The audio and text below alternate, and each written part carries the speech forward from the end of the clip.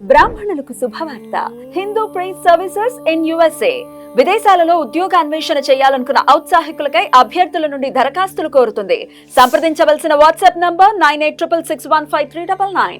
నమస్తే, welcome to our channel. నేను పద్మిని. ప్రస్తుతంతో పాటు ప్రముఖ ఆధ్యాత్మికవేత్త, ప్రముఖ న్యూమరాలజిస్ట్ లక్ష్మీ నరసింహస్వామి ఉపాసకురాలు శ్రీమతి స్రవంతి గారు మనతో పాటు ఉన్నారు. మాట్లాడదాం. నమస్తే అక్క. నమస్తే పద్మిని. అక్క, కొంతమందికి కొన్ని విచిత్రమైన సమస్యలు ఎదురవుతుంటాయి. అప్పటిదాకా మేము బోల్డ్ అని పూజలు చేసుకునే వాళ్ళం, చాలా భక్తి శ్రద్ధలతో, చాలా డిసిప్లైన్ గా చేసుకునే వాళ్ళం. బట్ ఏం జరిగిందో తెలీదు, ఆల్ ఆఫ్ అ సడన్ పూజ చేసుకోవాలి అంటే మనసు అక్కడికి వెళ్ళట్లేదు, బద్ధకం ఆవరిస్తోంది. One of the major reasons అనుకోవచ్చు. బద్ధకం కానీ, హెల్త్ ఇష్యూస్ రావటం కానీ, ఏదో ఏదో సంథింగ్ ఇస్ దేర్. కానీ వెళ్ళలేకపోతున్నాం, పూజ గది వైపు వెళ్ళలేకపోతున్నాం, చేసుకోలేకపోతున్నాం. ఇదివరకు ఇట్లాగా లేదు, లేకపోతే అసలు మొదలేదు. ఎప్పుడు మేము పూజలు చేసుకున్న బాపత కాదండి అని అంటే ఒక్కొక్కసారి ఇన్స్పైర్ అవుతుంటారు. యూట్యూబ్ కూడా ఇంత వాస్ట్ గా పెరిగింది కాబట్టి అరే మనం కూడా చేసుకుందాం అని ఇన్స్పైర్ అయ్యి చేసుకుంటూ ఉన్నారు. మంచిదే కదా, ఎప్పటికో అప్పటికి నిజమైన భక్తి మార్గంలోకి వెళ్తారు. రైట్. ఎందుకు ఈ బ్లాకేజ్ ఏర్పడుతుంది, ప్రత్యేకించి భగవత్ సేవకి సంబంధించాక ఏం చేయాలి? ఎప్పుడైనా కూడా భగవంతుడిని పూజించేటప్పుడు ఏదైనా ఆటంకం వచ్చింది అంటే మనకేదో నెగటివ్ ఎనర్జీ ఉందను, లేకపోతే గనక మనం చేసుకున్న కర్మ అనేది మనం అనుభవిస్తున్నామని ఖచ్చితంగా చెప్పుకోవచ్చు. రైట్. అయితే దాన్ని కూడా భగవంతుడు కేవలం స్మరణ మాత్రేన తీర్చగలడు భగవంతుడు అని మనం ఖచ్చితంగా చెప్పుకోవచ్చు. ఎందుకంటే ముందు రోజు ఏదైనా చేసుకోవాలి అనుకుంటే కనుక చాలా మందికి ప్రధానమైన సమస్య ఏంటో చెప్పనా, 43 రోజులు చెయ్యాలి అని అనుకున్నప్పుడు 3-4 రోజులు చేసిన తర్వాత ఆపేయడం దాన్ని చాలా సందర్భాల్లో చూస్తాను. అక్కడ మాత్రం మనకి క్రమశిక్షణ అలవడలేదు అని ఖచ్చితంగా చెప్పుకోవచ్చు. ఎందుకనంటే మొదలు పెట్టడం చాలా ఉత్సాహంతో మొదలుపెట్టి తర్వాత నీరు గారిపోతుంటుంది. అది ఎందుకు అనుకున్నానరా అని మొదలవుతుంది. లేదు అంటే గనక ఇవాళది రేపు కలిపి చేసేసుకుందాంలే, రేపు 3 రోజులది కలిపి చేసేద్దాంలే అని ఇలా ఒక్కసారి గ్యాప్ వచ్చిందనుకో, ఆ గ్యాప్ అనేది కంటిన్యూ అయిపోతుంది అనమాట. అలా ఏవైనా మానసికంగా మనం ఏమైనా ఎప్పుడైనా తప్పులు చేసామో, అట్లా ఏదైనా మొక్కులు మొక్కి అవి తీర్చకుండా ఉన్నాయా అవి కూడా చూసుకోవాలి. ఉత్తిగా దండం పెట్టేస్తుంటారు కొంతమంది, నాయన వచ్చేస్తాం, మేము తిరుపతికి వచ్చేస్తాం, మేము వచ్చేస్తాం, యాదగిరిగుట్టకు వచ్చేస్తాం, అలా వెళ్ళకుండా ఉండడం అనమాట. అది కూడా బ్లాకేజ్ కింద అవుతుందా? మొక్కులు అంతా బ్లాకేజెస్. అమ్మో అక్క, మొక్కులు మొక్కేసి మర్చిపోతే దానికి ఇంకా వేరే పరిహారాలు చూసుకోవాలి. మనం ఏమైనా మర్చిపోయామా, అవి ఏమన్నా మన వాళ్ళు ఎవరైనా పెద్దవాళ్ళు ఉన్నారా, అవి మొక్కేమన్నా వాళ్ళు తీర్చకుండా వాళ్ళు వెళ్ళిపోయారా అనేది కూడా మనం చూసుకోవాలన్నమాట. ఇవన్నీ చూసుకుంటే ఇంకోటి ఏంటంటే, భగవంతుడి దగ్గర మనం చెయ్యాల్సింది ఏంటి అంటే, నువ్వు ఏ స్తోత్రం చదివావో లేకపోతే ఏ మంత్రాన్ని జపం చేసావు అన్న దానికంటే కూడా చక్కగా 2 చేతులు ఎత్తి మనస్ఫూర్తిగా ఆయనకు దండం పెడుతున్నావా లేదా అనేది చాలా ముఖ్యం. పరమాచార్య గారు ఏం చెప్పారో తెలుసా, మీరందరూ కూడా నాకు నిజంగా ఆశ్చర్యం అనిపిస్తుంది అనమాట. అంత అనుష్ఠానం చేసిన మహనీయుడు, దేవుడు కదా. అందుకే మనందరినీ దృష్టిలో పెట్టుకొని చాలా చిన్న కోరిక కానీ చాలా పెద్ద ఎత్తున మనకి లాభం చేకూర్చేది ఆయన చెప్పారు. మీరందరూ మీ జీవితంలో కేవలం 2 నిమిషాలు నాకు కేటాయించండి. 2 minutes. ఏంటి అంటే ఆ 2 నిమిషాలు మీరు ఎక్కడుంటే అక్కడ చెప్పులు ఇప్పేసి మనసులో భగవంతుడిని స్మరించుకొని ఆ 2 నిమిషాలు భగవన్ నామస్మరణ చేయండి చాలు అని చెప్పారు. ఏదో ఒక నామం. హరే కృష్ణ అంటే హరే కృష్ణ అనుకుంటూ కూర్చోవడం అంతే. ఓకే. అంటే ఏంటి, ఆ మొత్తం 24 గంటల్లో కేవలం 2 నిమిషాలు నువ్వు మనస్ఫూర్తిగా దండం పెట్టుకుంటే కూడా చాలు.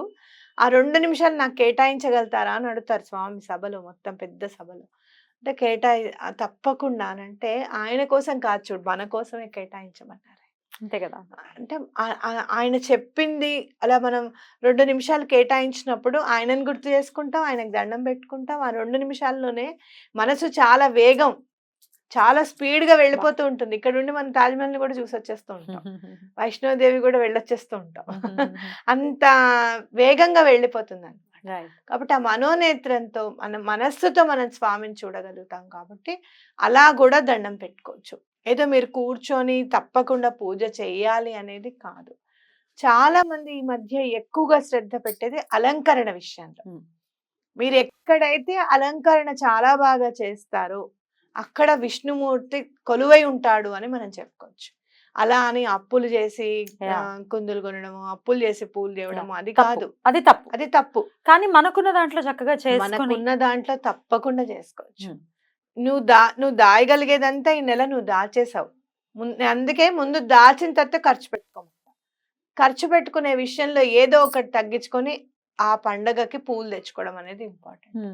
మనం ఏది కూడా ఆలోచించాం కానీ కూరలు పెరిగిపోతే పువ్వులు చెటాకి 50 రూపాయలటమ్మా ఇవాళ ఏంటో చూడు అసలు అని మాత్రం ఆ మాట్లాడుకుంటాం. వర్డ్ నిన్ననే విన్నాను నేను. మూర 45 రూపాయలు ఏదో చెప్పింది మల్లెపూలు పక్కావడని దోచేస్తున్నారు. అయ్యో అయ్యో అది అప్పుడే మనకి ఎక్కడ గుర్తురాదు. నిజంగా చాలా సందర్భాల్లో మనం ఇళ్లలో పెళ్ళిళ్ళు అవుతే పందిర్లకు ఖర్చు పెడతాను చూసావా, జీవితం మొత్తం పూలన్నీ అంత కొంటామేమో అసలు. అన్ని పూలు ఎంత ఖర్చు పెడతాం? మినిమం 40,000 50,000 లేదే పందిర్ లేదా? మనకి నచ్చాలి, మన పిల్లకి నచ్చాలి, పెళ్లి కొడుకు పంపించవే, ఆ అబ్బాయికి ఓకేనా కాదా చెప్పమని వాళ్ళ అమ్మ వాళ్ళకి చూపించావా, ఇవన్నీ మాట్లాడుకుంటాం, ఇవన్నీ చేస్తాం. కానీ భగవంతుడి దగ్గరికి వచ్చేటప్పటికి మాత్రము ఆలోచన చేస్తాం. అందుకే మొన్న అమ్మవారికి వరలక్ష్మి వ్రతం రోజు ఏదేమైనా కానివ్వని చెప్పి 108 తామర పూలు తెప్పించేసాం. బాబా ఎంత పడ్డాయక్క? 108 3,500 పడ్డాయి. 35 రూపాయలు ఒకటి ఇచ్చారు. తెలిసిన వాళ్ళు కాబట్టి 35 రూపాయలకి ఇచ్చారు. తెమ్మని చెప్పాను, తీసుకొచ్చేసారు, చేసుకున్నాం పూజ. చాలా ఎంత ప్రశాంతంగా అనిపించిందంటే మనసు, మా అమ్మవారికి సమర్పించుకున్నాం కదా తామర పువ్వులు అని చెప్పి. ఇదివరకు మా చిన్నప్పుడు దొరకడమే చాలా గగనంగా ఉండేది. కొంచెం మేము కాలేజ్ డేస్కి వచ్చినప్పటి నుంచి తామర పువ్వు ప్రత్యేకంగా అమ్మడం చేయడం, అప్పుడు ఇంకా 50 రూపాయలకు కూడా అమ్మేవారు అనమాట. ఒకటి కొత్తలు కదా అప్పుడు తీసుకురావడం. అది ఇప్పుడంటే పెరిగిపోయి ఉంటాయి, వాళ్ళకి కూడా అమ్మేవాళ్ళు కూడా పెరిగిపోయి ఉంటారు, కొంచెం తక్కువైంది. కాబట్టి ఎప్పుడూ కూడా మనము ఆ భగవంతుడికి సమర్పించే దానిలో అమ్మో ఎక్కువైపోయాయి ఇలా అని అనుకోకూడదు, లోభత్వం చూపకూడదు. అలా మనకి ఎక్కువగా కొనుక్కోవాలంటే ఇంకొంచెం ఇంకో 2 రోజుల ముందు మార్కెట్ వెళ్ళి తెచ్చుకోవడం, ఫ్రిడ్జ్ లో పెట్టుకోవడం, స్వామికి సమర్పించడం అనేది చాలా ఇంపార్టెంట్. చాలా మంది హేళన చేయడం కూడా నేను చూసాను. ఎవరైతే కొంతమంది చక్కగా అలంకరణ చేసి వీడియోస్ పెడుతూ ఉంటారు, ఇవాళ మా ఇంట్లో ఇది అని చెప్పి. సంస్కారం అలా చేస్తేనే లక్ష్మీదేవి వస్తానని చెప్పిందా, అలా కంపల్సరీ చెయ్యాలా అని చెప్పి మాట్లాడతారు. నాకు భలే బాధ అనిపిస్తుంది. అలా మనము కొంచెం కూడా అలంకరణ చెయ్యలేం. పూలన్నీ ఉన్నా కూడా అలంకరణ చేసే ఆలోచన కూడా రావాలి కదా, అవునా కదా?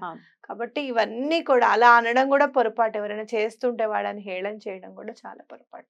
అంటే మనస్ఫూర్తిగా నువ్వు ఎప్పుడైతే పూజ చేస్తావో, మనస్ఫూర్తిగా స్వామిని రూపాయి అయినా సరే మనస్ఫూర్తిగా సమర్పిస్తావో, అది పూజ చేసిన దానికంటే కూడా ఫలితం ఉంటుంది. బట్ రెమెడీ ఏదైనా ఉందా ఈ బ్లాకేజెస్ ని క్లియర్ చేసుకోవడానికి? నెంబర్ ఉంది. నంబర్ ఉందా? Remove all the blockages. 91688 91688 ఈ నెంబర్ రాసుకోండి. నెమ్మదిగా మీరు ఏం చేస్తారంటే, నేను ఇది ఒకటి పాటించండి. ఎందుకంటే చాలా ప్రాబ్లమ్స్ లో ఉన్నప్పుడు మన గ్రహస్థితులు బాగాలేవనుకో, ఆ టైంకి ఎవరో ఒకళ్ళు ఇంటికి రావడం, కూర్చోవడం, పూజాది ఆగిపోవడం, ఇట్లాంటివి కూడా జరగచ్చు. నేను అనుభవించాను అవన్నీ నేను ఫేస్ చేశాను. అప్పుడు మీరు ఏం చేస్తారంటే, నేను అప్పుడు ఏం కనిపెట్టుకున్నానంటే, పూజ రూమ్ లో కూర్చున్న తర్వాత అనుకోవడం అనమాట, ఇవాళ ఒక్కరోజు విష్ణు సహస్రనామం చదువుతా అనుకొని చదువుకునేదాన్ని. మళ్ళీ నెక్స్ట్ డే పూజ దగ్గర కూర్చున్నప్పుడు ఇవాళ సోమవార వ్రతం కదా, ఇవాళ పొద్దున్న సోమవారం వ్రతం చేసుకుంటాను అనుకోవడము. అలా వ్రతం లాగా ఏమైనా చేసుకోవాలి అనుకుంటే పువ్వులు అవి 3 రకాల పువ్వులు, కొబ్బరికాయ, బెల్లం ముక్క అవి అరేంజ్ చేసుకోవాలి కాబట్టి ఆ రోజే అనుకోవడం, అన్ని తెచ్చుకోవడం, చేసుకోవడం అనమాట. అలా చాలా మార్పు వచ్చింది. నేను ఏది అనుకుంటే అది చేయడం అనేది వచ్చింది అనమాట. నేను చేసుకున్నప్పుడు ఏమవుతుంది అని అంటే, ఎక్కువగా స్వామివారికి సమర్పించేవి ఎక్కువగా అవుతుంది. ఇప్పుడు కమలం పువ్వులు అనుకో, లేదు అంటే గనక స్వామివారికి మనము రక్షాబంధనం రాఖీ గోల్డ్ది సమర్పించాలని నేను అనుకున్నా. నేను గాణగాపురంలో ఉన్నా, ఇక్కడ హైదరాబాద్ నుంచి ఒకళ్ళు వస్తున్నారు నెక్స్ట్ డేనే గాణగాపురానికి, అంటే రేపు రాఖీ పౌర్ణమి అనగా.